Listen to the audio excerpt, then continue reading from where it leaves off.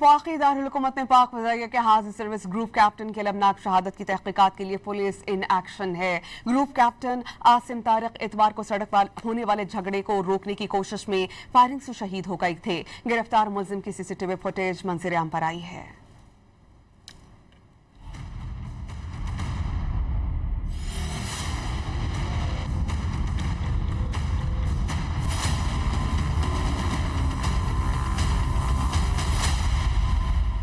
इस्लामाबाद में group captain Asim Tariq को शहीद करने के केस की तहकीकात जारी है। गिरफ्तार मुलजिम की सीसीटीवी फुटेज मंजर आम पर आ गई। मुलजिम को फैजाबाद बस अड्डे से लाहौर रवाना होते दुकान से कपड़े लेते देखा जा सकता है। मुलजिम की खातून के साथ मोटरसाइकिल पर जाने की फुटेज भी सामने आ गई। मुलजिम साद अब्बासी बंद खन्ना रोड का रिहायशी और सेल्समैन था। वाकया इतवार को पेश आया। पुलिस के मुताबिक मुलजिम लड़की को जबरदस्ती साथ ले जाना चाहता था। दोनों में हाथापाई भी हुई। ग्रुप कैप्टन आसिम लड़ाई की वजह से रुके। उन्होंने मुलजिम को रोका तो उसने गाड़ी में बैठे ग्रुप कैप्टन पर फायरिंग की और फरार हो गया था। ग्रुप कैप्टन आसिम तारिक मौके पर ही शहीद हो गए। सदर मुमलिकत आसिफ अली जरदारी, वजीर आजम शहबाज शरीफ व दीगर ने वाक़े पर गहरे दुख और अफसोस का इजहार किया। सदर जरदारी ने कहा कि बेगुनाह खातून के तहफ़्फ़ुज़ के लिए जान का नजराना पेश करना कौमी खिदमत की रोशन मिसाल है। इस्लामाबाद की अहम शाहराह पर ऐसी वारदात बाइसे तशवीश है। ऐसे वाकयात की रोकथाम होनी चाहिए। वजीर आजम शहबाज शरीफ ने भी शहीद के अहले खाना से इजहार